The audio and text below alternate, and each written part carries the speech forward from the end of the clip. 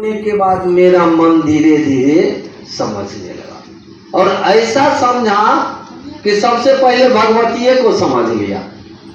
सबसे पहले मेरी मुलाकात महादेव को गुरु मानने के बाद शरीर भगवती से हुई है और 11 साल पूजा किए थे तो नहीं मालूम था कि भगवती कैसा है। कुछ ही दिन के बाद भगवती से जब मेरी मुलाकात हुई और जब मेरी बात हुई, मुझे ऐसा लगा दुनिया में कोई ऐसी माँ नहीं होगी, इतना बढ़िया व्यवहार भगवती का मैं आज तक नहीं देखा हूं। ऐसी औरत, ऐसी माँ मुझे धरती पर नहीं दिखाई दी है, इतनी अच्छी है। हम आप जानते हैं कि तलवारें तंगती है, वो खाली कचरा में वध करती है। अरे इतना बढ़िया है वो, जिसकी क्या व्याख्या करिए, नहीं कर सकते हैं। थोड़ी देर के लिए मेरी मुलाकात हुई थी उनसे और उसी पे मुझे एहसास हो गया इतना बढ़िया चीज है। खाली सब समझता है कि काल की ही रूप में आती हैं, तो दुंग रूप में आती हैं, तो फलना है तो ढकना है। अरे वो ऐसी माँ है जो दुनिया को पालती है अपने आंचल तले। मैंने देखा कैसे, जब शिव की शक्ति, वो दया की शक्ति जो आपने मांगा अपने गुरु से, हे महादेव आप मेरे गुरु हैं, जो साहब ने कहा हम आपके शिष्य हैं, हम पर थोड़ी दया करिए। जब आप में दया की शक्ति शिव की आएगी तो आपके घर में लाइट जलेगा। पहले भी लाइट है लेकिन उसका फायदा नहीं है ज्यादा, अभी भी वो लाइट है, उसका फायदा है। हम बता देते हैं, आप समझिए उसको। सूर्य की रोशनी है ना, आज से है सूर्य, जब सृष्टि बनी उसी समय से है। सूर्य की रोशनी का हम लोग दिन में फायदा लेते थे, अभी रात में भी फायदा लेते हैं। कैसे? सोलर लगा के और उसी की रोशनी का घर में बल्ब जला लेते हैं, पंखा चला लेते हैं। क्या ये चीज उन दिनों नहीं था? ठीक उसी तरह से वो शिव आदमी है, उसकी करुणा का फैलाव है, लेकिन उसके दया का फायदा नहीं मिल रहा था। एक आदमी आया, मशीन बनाया, नाम है हरिंद्रनम, वो मशीन तैयार कर दिया, हमको आपको मशीन बना दिया और उसका फायदा हमको आपको दिला दिया। कहा अपने आप को जानो, अपने आप में तुम फायदा लो। करके देखिए, आप नमः शिवाय से प्रणाम करिए अपने गुरु को, आप उनसे दया की याचना करिए। देखिए खेल शुरू होगा, और खेल जब शुरू होगा तब आप नहीं चुप बैठिएगा।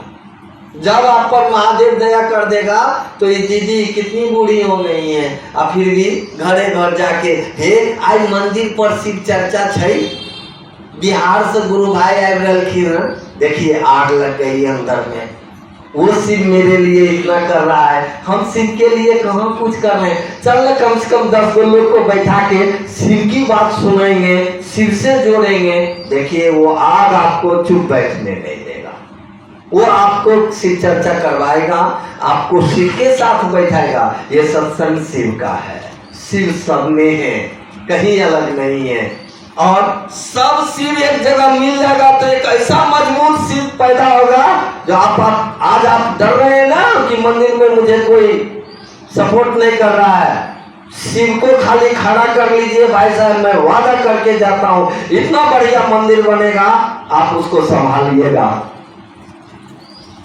याद करा दूंगा मैं महादेव का वो आदमी हूं, धरती पर कुछ भी कर दूंगा, धरती क्या बहुत जगह कर दूंगा। सिर्फ उस शिव को मजबूत कर लीजिए ना आप अपने मेजोरिटी में। यही तो कहा महादेव ने कि जब लोगों को शिव से जोड़िए ना, जमा कर लीजिए ना। अब वो शिव जब जमा होता है तो क्या होता है ना, जानते हैं इतिहास को पढ़िए। शिव जब उग्र रूप में आता है तो दक्ष का गर्दन कट जाता है, जो शिव का ससुर होता है। और जब आपके इस प्रॉपर्टी को कोई हड़पेगा आप चुप हो जाइएगा। अपने महादेव गर्दनों नहीं काटा था, एक बाल को जटा में से एक जटा को उखाड़ के फेंक दिया, वीरभद्र पैदा हो गया और गर्दन काट दिया। आपको कुछ करना भी नहीं पड़ेगा, आपको उग्रवादी नहीं बनना पड़ेगा। पैदा हो जाएगा यहीं पर कोई उग्रवादी और उसकी गर्दन काट देगा जो आपके चीजों को हड़पने की कोशिश करेगा।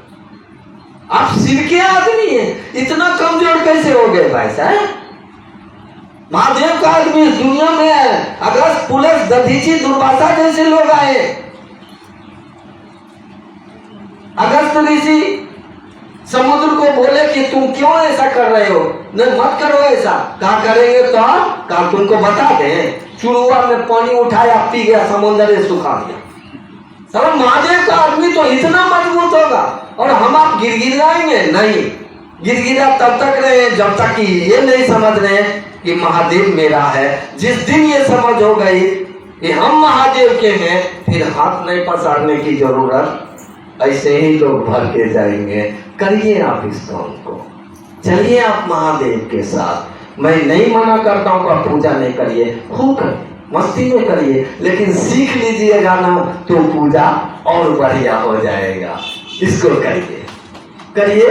और फिर मैं आऊंगा आपके इस डोगरी में, इससे पहले भी आया हूं, फिर आऊंगा और आप ही से आपका पता पूछूंगा कि भाई साहब आपके दया का रिजल्ट क्या है। आपने महादेव को प्रणाम किया है नमः शिवाय से, तो महादेव ने आपको क्या दिया है आप नहीं बताइएगा। आप कहिएगा महादेव आपका झूठा है, नहीं दिया है। मैं आपके सामने में महादेव की झोली में हाथ डाल के देके जाऊंगा, ये मेरा वादा है और आप सबके चरणों में